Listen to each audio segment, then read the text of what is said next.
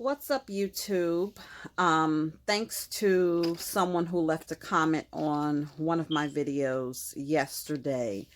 They mentioned that on Fox at 10 o'clock there was going to be an interview with Lesandro's mother, Leandra. I hope I'm pronouncing her name correctly.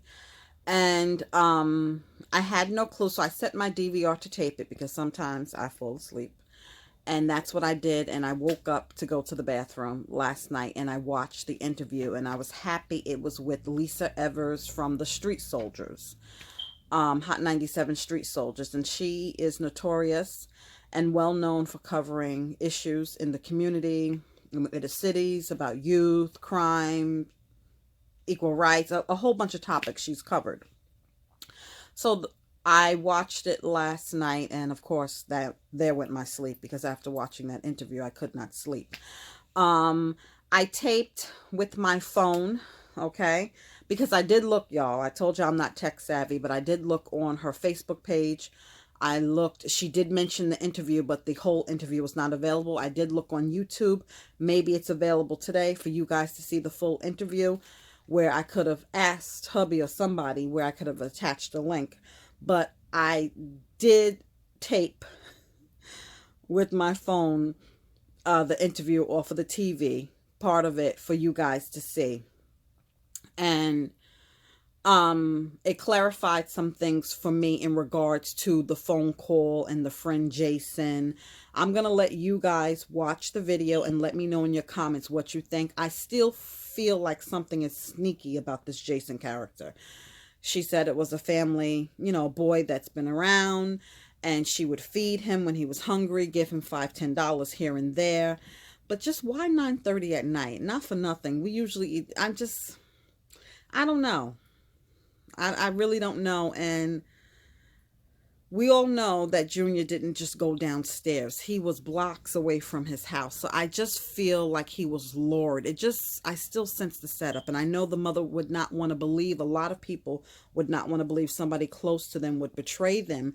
But it just doesn't sound right. But she gave the version that she knows to be true of what happened that night. And I will say, you guys, it was heartbreaking. And part of the reason why I probably couldn't go back to sleep is I've watched almost all of her interviews.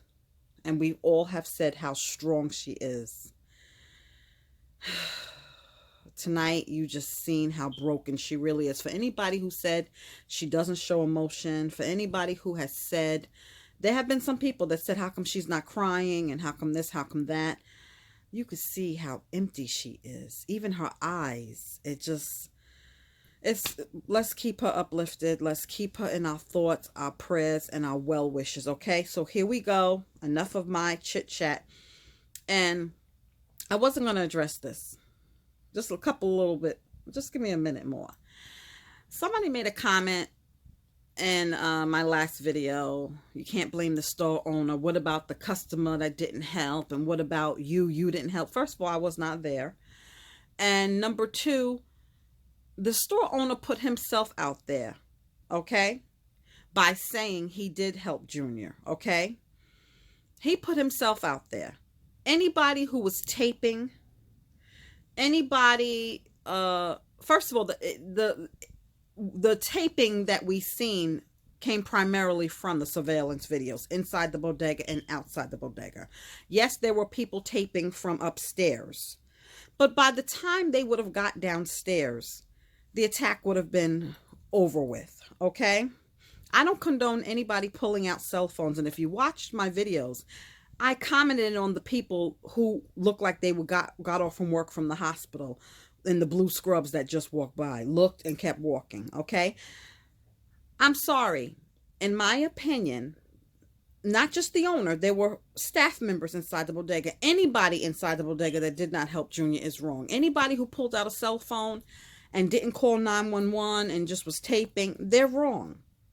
They're wrong. I'm not saying the owner of the bodega, it's his fault that this happened.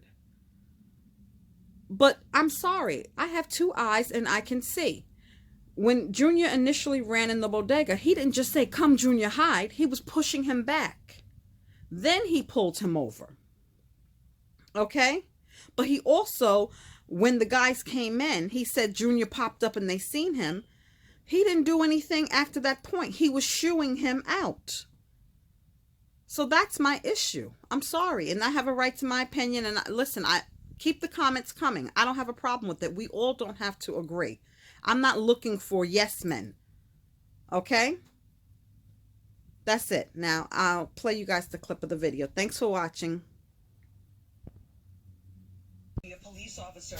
Instead, he was brutally murdered, allegedly by a notorious gang.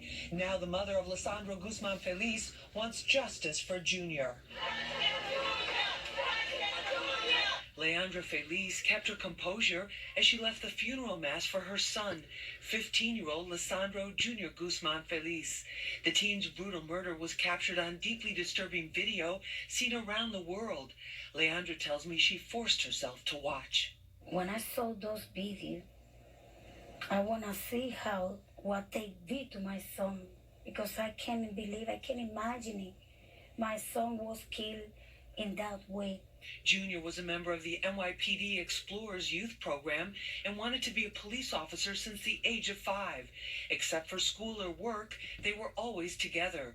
His absence in their home is almost unbearable. I have the teacher with my son pictures, and I have to have this teacher, hug that teacher, tell to that teacher about my son, constantly hug me, and I put inside in my chest. When I feel like I'm hugging him, that's the only way I can fall asleep. Because of the videos, community outrage, tips, and full court press by the NYPD and other law enforcement agencies, the suspects, all grown men, were quickly taken into custody. All are allegedly members of the notorious Trinitarios gang. The name may be new to many, but Congressman Adriano Espaillat tells me their terror tactics are well known in Dominican communities around the world. I think we need an interagency task force to look at this broader than just the Bronx in New York, to look at Jersey, to look at Long Island, to look at New England, to look at Puerto Rico, the DR in Europe, and see what's happening with this criminal organization. In our studio, Leandra shows me the banner someone made for her in Junior's honor.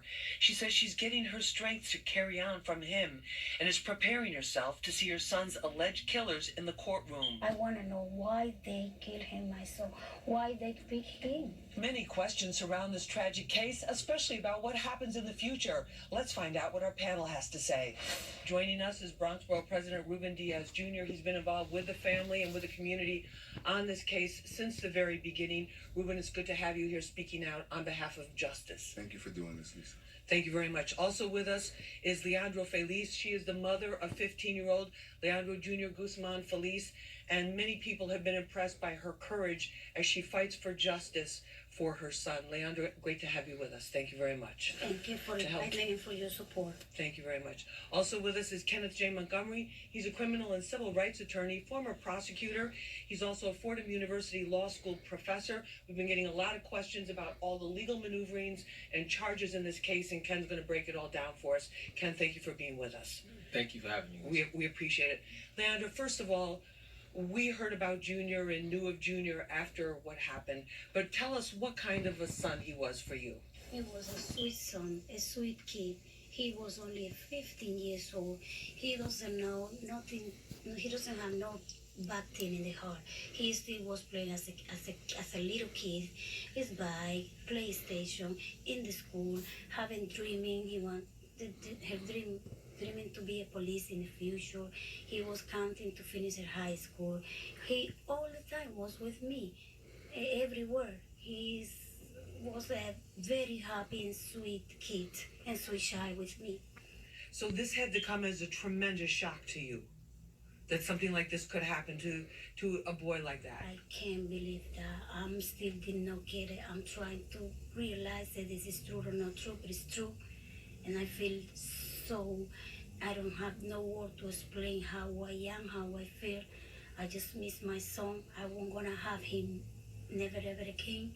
Anything happen now, thank God for everybody and the support, but nothing gonna bring my son back. And I don't have no word to express all what I want to say. It is a lot, it's too much. Your heart is so heavy and so full right now. It is.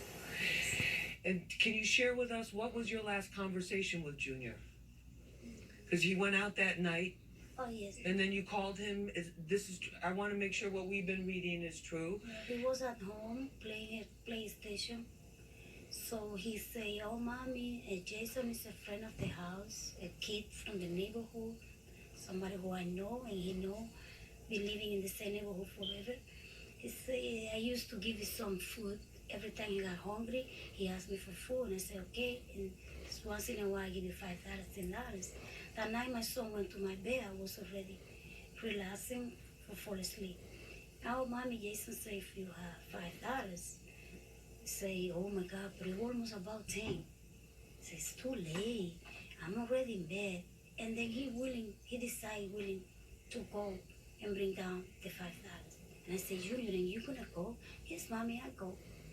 Really, Junior? Okay. Yes, mommy, I go. I give it to him. And he went down to give the $5 to Jason. About 20 minutes, I almost fall asleep. I wake up and I call, Junior, it's taking too long. What happened? Come. He say, oh, mommy, yes, I'm coming. Jason was hungry. He ate the $5, and I walked a little bit with him. I'm on my way home. That was the last one I told to him over the phone. And then I fall asleep, and he never got back home. So the Genesis boyfriend, he called me because Genesis called him. Friend of Genesis called Genesis. Genesis was at work at the moment and telling somebody stabbing Junior. And then she called the boyfriend. The boyfriend wake up me. She said, come. Somebody stabbed Junior. And I woke up and I went out. I didn't think about he was stabbing like to the death. I probably thought it wasn't going to be something like that. But it's something. So when I went running, he was already inside the emergency room at the San Barnabas Hospital. When I went to the emergency room, he was in trauma area. They don't want to give him information. They say they was working with him. We cannot give information, not yet. So I went back home right away because I lived 3 minutes from the hospital. And I put another clothes. And then when I came back to the emergency, they already declared my son dead.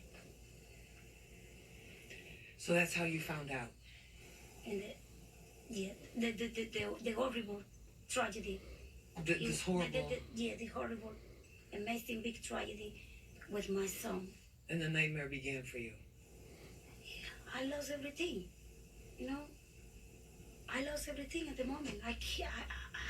I saw my son dead already. And Junior was your baby, right? He was a little baby, only 15 years old. Well, our hearts and our condolences and our thoughts and prayers, not just me, I'm sure everybody around the world are with you. And I have to tell you that so many people are inspired by your courage and even coming here with us to speak out to make sure that this case stays on a top priority and that the justice is there. Ruben, when you first heard about this case, there have been issues. We hear crime is overall down in New York City, but not in the Bronx. There's been problems in the Bronx with this type of gang violence, gun violence as well. What was your reaction when you heard that this happened? Well, first of all, 15-year-old boy. First of all, I just want to say thank you for doing this because we know that in this society, people move on and you don't see this in the media. And we have to stay here to support Miss Feliz. We have to stay here to support the family. We have to help mourn with them and as well as find justice for Junior. And I just want to say that the NYPD and the detectives unit in the Bronx, with the help of the community and social media, did an expeditious job in making sure that we get at least a dozen of these monsters, if I don't know what else to call them, behind bars, and we need to make sure that they stay behind bars. But we need to continue to support her. And Ms. Feliz, you have been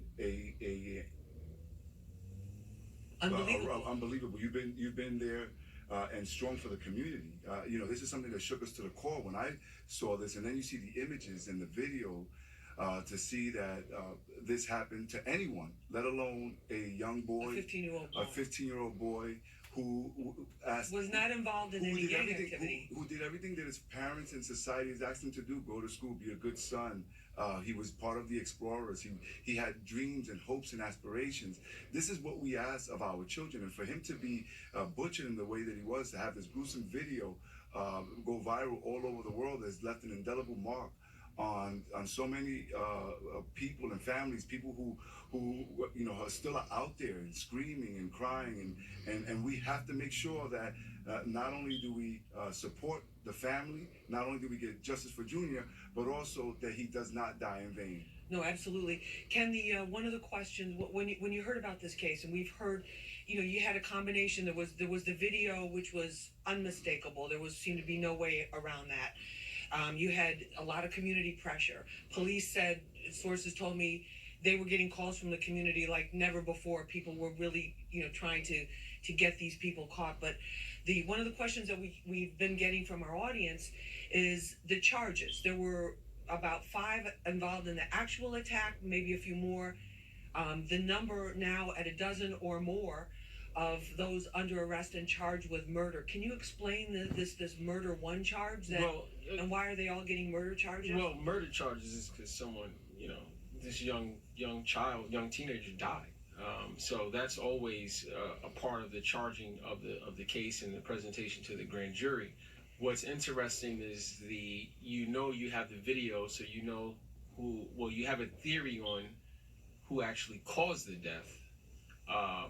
The issue I think people are having trouble with is trying to figure out what's the narrative that includes these other people who obviously were not there. Right.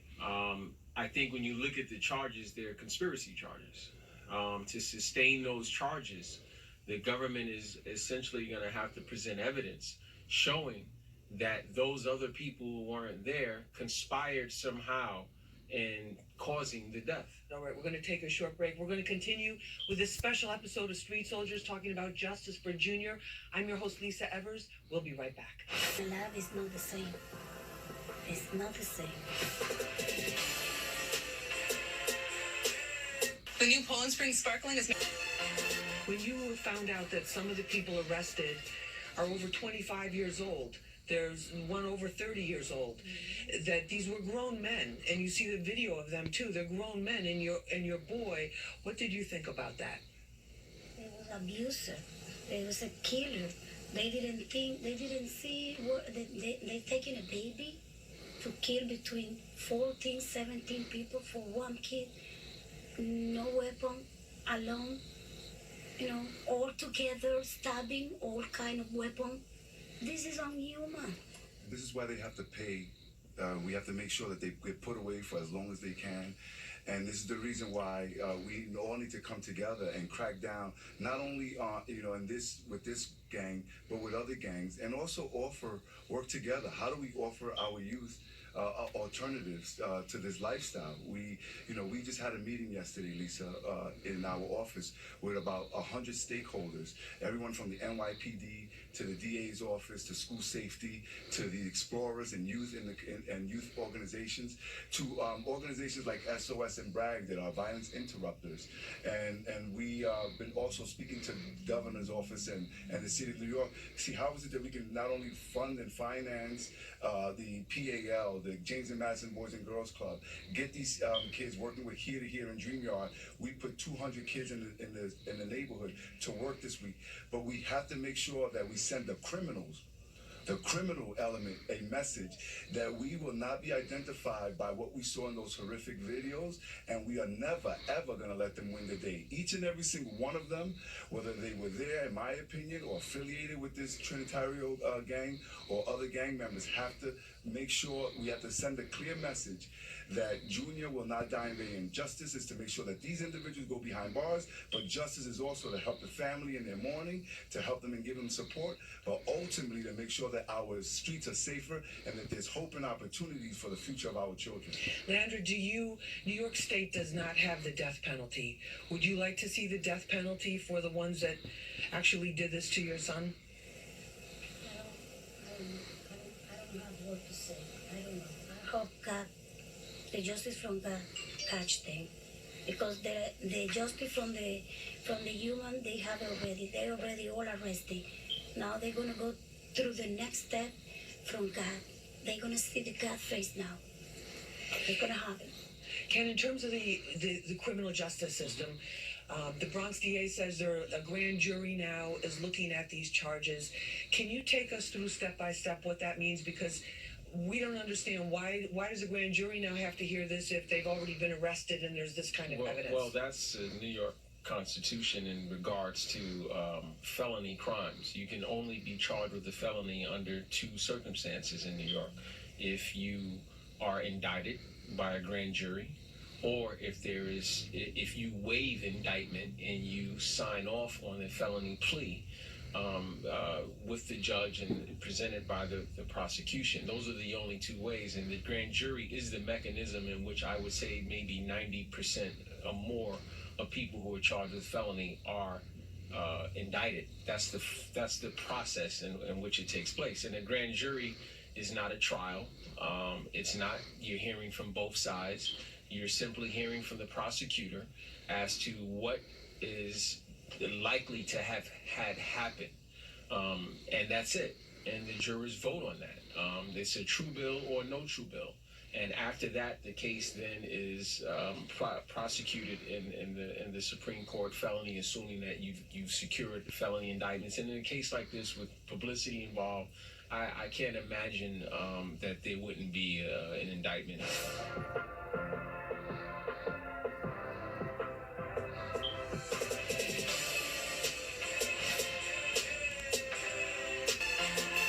Leandra, when we talk about justice for Junior, and you know that's the cry that a lot of people are calling for in many different ways, for you as his mother, since he can't come back in this lifetime, what would be justice in your eyes, as his mother's eyes? I don't have an idea. I cannot imagine it. If I have my son back now, oh my God, it's gonna come back my life again like I had it before. Because without him, my life is not the same. It's not the same. It's not happy. It's nothing caught my attention. Nothing is valued. It doesn't taste. It's nothing. It's nothing important. I don't have nothing else to be, reason why to be in life, alive. Have you been able to get any kind of like sleep or rest since this happened? Or tell us what your days are like now. I have a picture from my son with a picture. And then I got that one and I hug in my chest. And that's the only way I can sleep. I just say, come here, let's hug me. And I hug that, and then that's how I can fall asleep. All the way now. So you feel like since you can't hug him, Yeah, when I feel like I hug him, that's the only way I can fall asleep. that your courage is unbelievable. Your courage is unbelievable to be speaking out and to be keeping the push on for the justice for this case. If I don't do it, who's gonna do it? And where are you finding the strength? I don't have an idea. That's how you see me, but inside, I don't have no word to explain how I am. I'm still did not get it. I'm trying to find out why they choose my son. Why him?